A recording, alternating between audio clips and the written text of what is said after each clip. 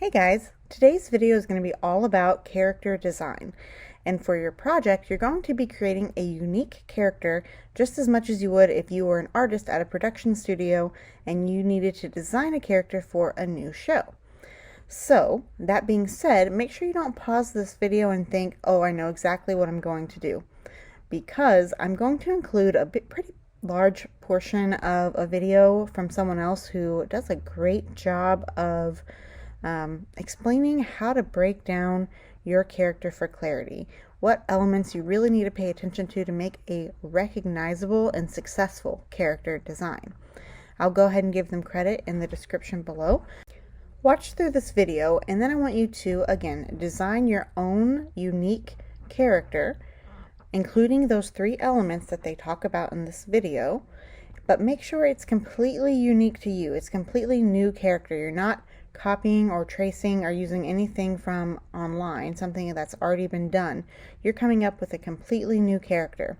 Remember that I'm not looking for hyper realistic people here. These are essentially cartoon characters with any sort of different styles. Some cartoons are very basic, some are more advanced or more complex.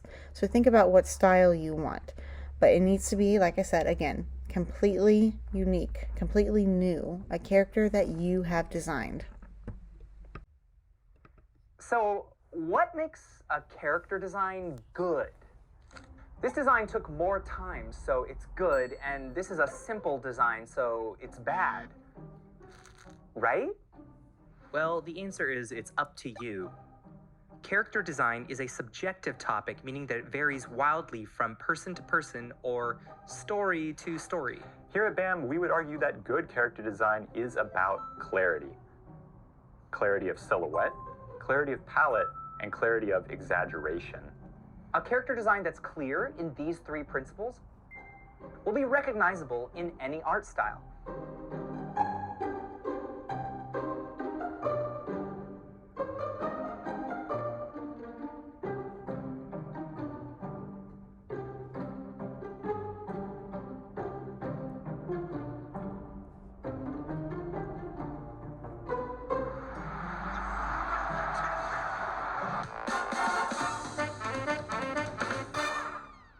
BAM is the show where professional animation artists redraw the art that you send in. And if you like supporting that sort of thing, check out our Patreon linked below.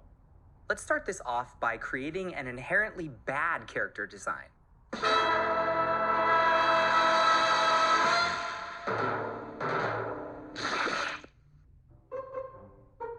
We'll begin with a messy silhouette, a confusing palette, and a bland generic everything else. Wow, that stinks.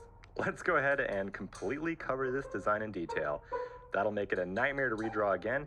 And can you imagine those overseas animators actually trying to animate this? Let's make sure all of these shapes have tangents too.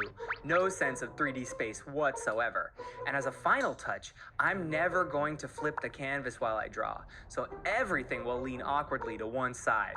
Perfect. All of these conflicting elements will confuse the viewer. They'll get caught up in this visual traffic and the story will disappear completely. Good character design should be a seamless vehicle that drives the story forward, and everything about that character should be understood visually in 1 second or less. Let's explore these three fundamentals and see if we can use them to create clear, readable characters that aid the story instead of hinder it. When you strip down your character to just black, the rule is your character must be recognizable from that alone. There isn't a single famous character that doesn't follow this rule. This submitted artwork is looking really good, but we can improve the design simply by examining the silhouette and separating some of these shapes. Now that the shapes are clear in silhouette, they'll definitely be clear in full color. All of the most iconic character designs have a silhouette that's made of big identifiable shapes. Big shapes are going to visually communicate the personality of the character using something called shape language.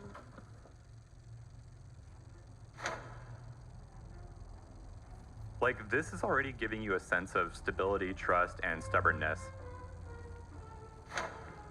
And this shape here, friendly, bouncy, soft, welcoming, warm, and happy. And this shape has the sharpest corners of the three, implying things like edginess, danger, intensity, and speed. Even though this is a nice drawing, this artwork has a lot of conflicting shape ideas. We can improve this design by making some of these shapes bigger and committing to the shape motif of a triangle. When we choose a shape motif, it reduces clutter and emphasizes the things we want to emphasize. I'm going to try and make every shape some type of triangle. By committing to an angular shape language, this character will read immediately as a dangerous femme fatale. You might think that big identifiable shapes can only work in cartoony art styles, but you'd be surprised how many more realistic art styles follow the same rule. Usually it occurs in the form of big clothing, hair, or weapons.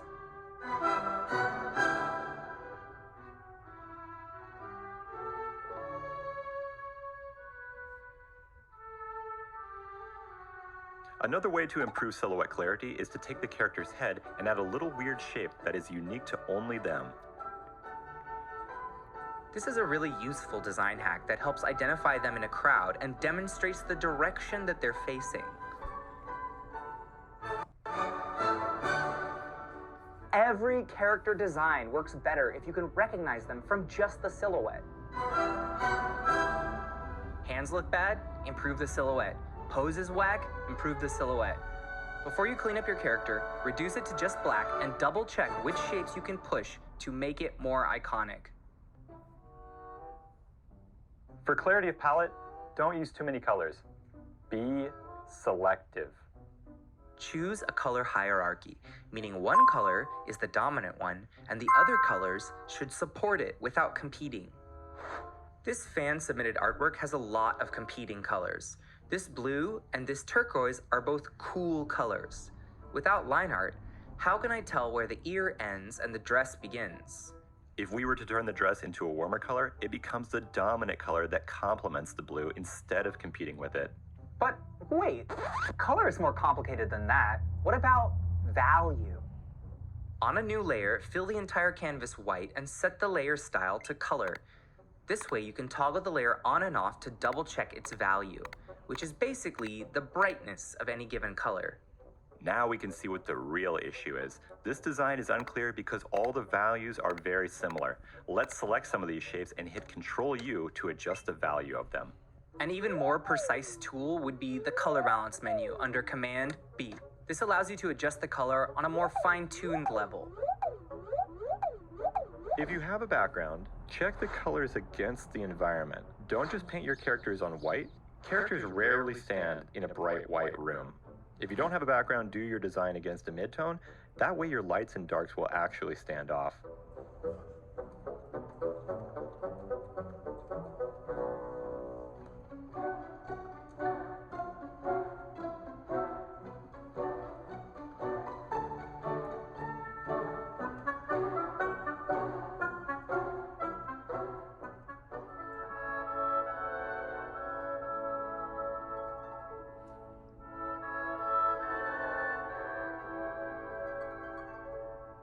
In the original artwork, many of the values compete, and the character doesn't really stand off the background. By making the values of the objects in the distance lighter, we can establish atmospheric perspective. This will create more contrast between the foreground and the background. A value structure like this will make the foreground read clearer. Character palette is similar to silhouette in that a well-designed palette is totally recognizable from rectangular swatches alone.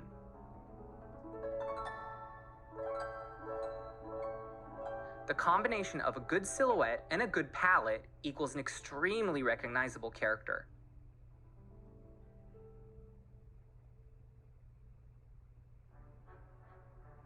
The choices of your color palette are important as well. Certain colors evoke certain moods. The color language is telling us a lot about these characters. For example, we associate yellow with joy and happiness. Green is going to give you a feeling of safety, while red might feel dangerous and sexy. However, color language is not as clear as shape language. Yellow might give you a really happy feeling, like sunshine, or a really sick and diseased feeling, like jaundice.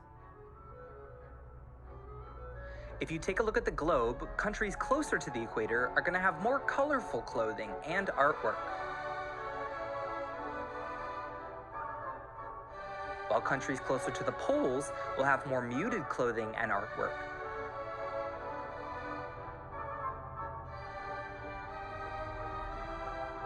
Color can act as a signifier of the environment that the character comes from. In other words, color tells a story. But how can I make that story more meaningful? This is the hardest to explain, but it is the most powerful step of the character design process. In a nutshell, your job as an artist is to interpret reality through the lens of being human. You're a human, and you make art for other humans. Therefore, you should aim to create something that connects emotionally to the viewer's core human instincts. The artist has the ability to strip down detail, push the proportions, and bump up the color to connect the viewer directly with the feeling that a character gives you. Which of these do you connect with more? One is more realistic, but which one's emotion reads clearer? Designing characters with simple, easy-to-read features will allow us to see that character's emotion more easily. We have empathy for characters that we can project ourselves onto and put ourselves into their shoes. Scott McCloud calls this the masking effect. A good character designer is a world-class observer. They pay attention to how a real person or animal makes them feel and focus in on the specific characteristics that amplify that feeling. And because an artist controls 100% of the screen space, every detail will strengthen the feeling that they want you to read. Which means animation can be more powerful than live action. Pose is a form of exaggeration. Is your character feminine or masculine? Extroverted or introverted? Lazy or focused? A standard human body is capable of telling the story with pose alone. When you design a character, don't just use the normal proportioned textbook anatomy for everybody. Oh yeah, anime and comics do that all the time. This design approach doesn't use the full range of possibilities that the medium of animation allows. There are so many different body types in the world. Take a look at this weightlifter versus this basketball player. Humans have the same core structure, but vary wildly from individual to individual. What kind of utility does their body have? A body is a reflection of the mind within, so observe, reflect, exaggerate that utility using shapes and pose.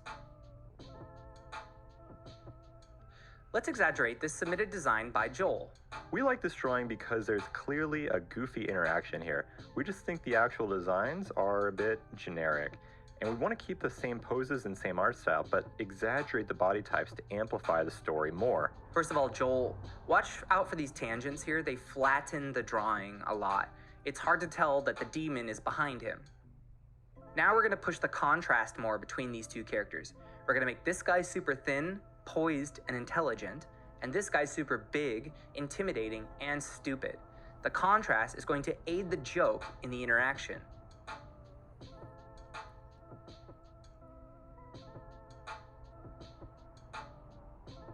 Nice.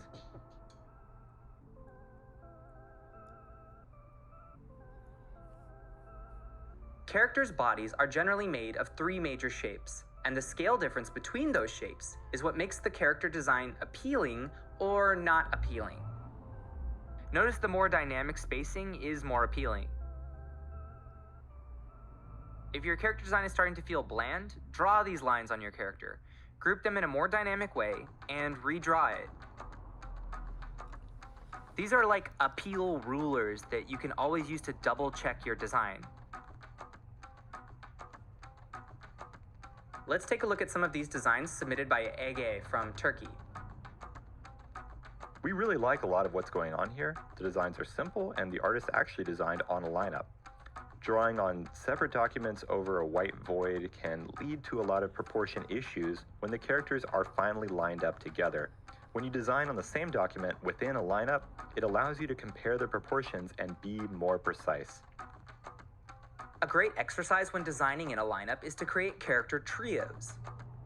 Using all the lessons we've learned so far, we can create a trio of characters that are drastically different from one another in silhouette, palette, shape motif, body variety, and pose. So the challenge is, even with all these differences, can they exist in the same universe?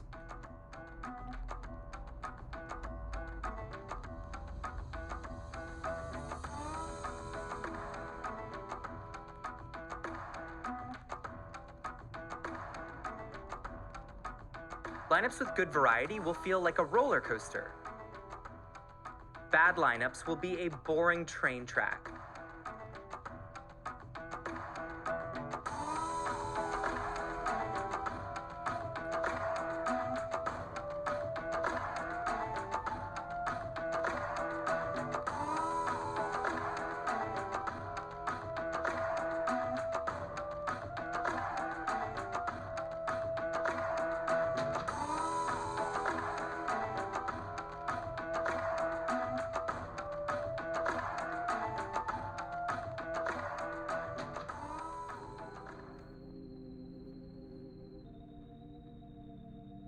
So what's the best way to exaggerate your characters more effectively?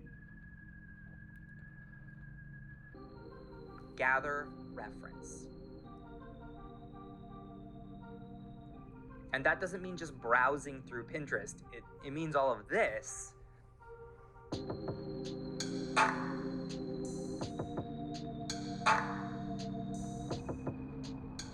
Clarity of exaggeration comes from your understanding of story. Hey guys, today's video is going to be all about character design. And for your project, you're going to be creating a unique character just as much as you would if you were an artist at a production studio and you needed to design a character for a new show. So, that being said, make sure you don't pause this video and think, oh, I know exactly what I'm going to do. Because I'm going to include a pretty large portion of a video from someone else who does a great job of explaining how to break down your character for clarity, what elements you really need to pay attention to make a recognizable and successful character design. I'll go ahead and give them credit in the description below, but watch through this video, and after you've taken a look at all the different character designs,